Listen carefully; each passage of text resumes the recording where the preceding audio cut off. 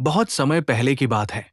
आर्यनगर राज्य में एक साहसी, बुद्धिमान और दिलेर राजकुमार रहता था, जिसका नाम था वीरज।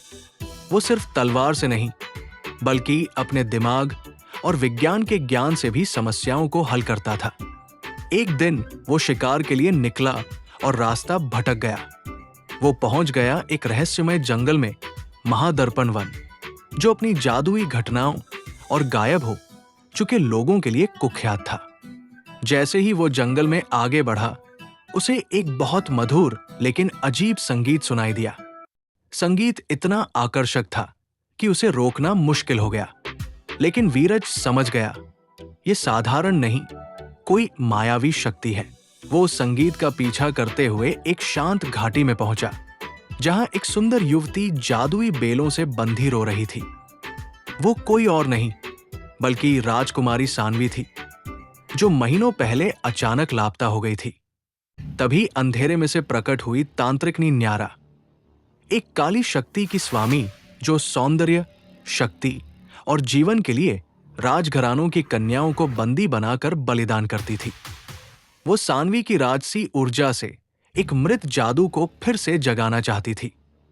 राजकुमार वीरज डरने के बजाय सोचने लगा। उसने देखा कि बेलों पर जड़े हुए क्रिस्टल किसी विशेष क्रम में चमक रहे थे।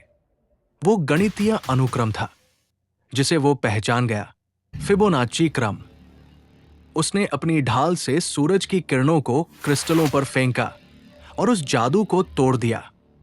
बेलें टूटने लगी, लेकिन तभी न्यारा ने अपने जादुई राक्षसों को बुला लिया।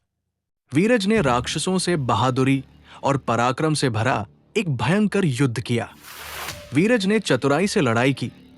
वो धुएं का इस्तेमाल करता, जिससे राक्षस भ्रमित हो जाते। वो उन्हें ऐसे स्थानों पर फंसाता जहां उनकी ताकत बेकार हो जाती। अंत में जब न्यारा ने आखिरी वार किया, वीरज ने चांदी की शीशी उसके ऊपर फेंकी, जो वो हमेशा अपने पास रखता था। चांदी ने उसकी काली शक्ति को भस्म कर दिया।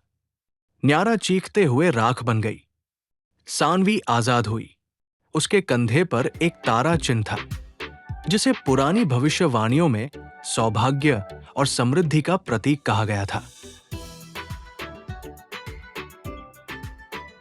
जब वो वापस अपने राज्य पहुंची, तो उसके माता-पिता की आंखों में आंसू थे।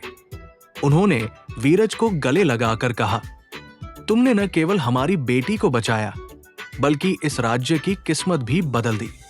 उन्होंने दोनों का विवाह तय कर दिया। राजकुमार और राजकुमारी दोनों सहमत थे, क्योंकि अब सिर्फ सम्मान नहीं, प्रेम भी था। विवाह के बाद आर्यनगर में चमत्कार होने लगे। बारिश समय पर हुई, फसलें दुगनी हुई, बीमारियां गायब हो गई। लेकिन कहते हैं, आज भी अमावस्या की रात को, जब हवा शांत हो, महादर्पण वन में वो रहस्यमय संगीत कभी-कभी फिर सुनाई देता है। शायद न्यारा पूरी तरह मरी नहीं,